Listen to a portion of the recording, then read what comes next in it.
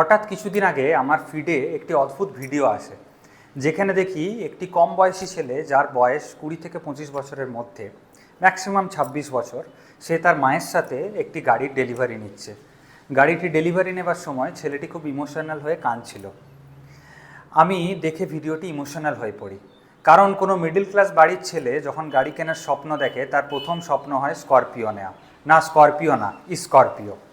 এই ছেলেটির ভিডিওতে আমি লাইক করতে গিয়ে দেখি ভিডিওটিতে এভারেজ লাইক 5 মিলিয়নের থেকেও বেশি, যেটি একটি বড় বড় ইউটিউবারদের এভারেজ ভিডিওতে ভিউজ আসে না।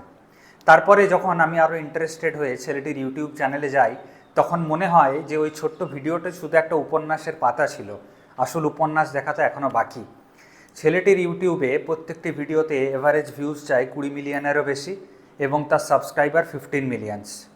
সে একটা ভিডিওতে বলছিল যে আমার মাসে টোটাল ভিউজ যায় 220 মিলিয়ন, যেটা আমাদের টোটাল জনবসতির পরিসংখ্যান থেকেও অনেকটা বেশি।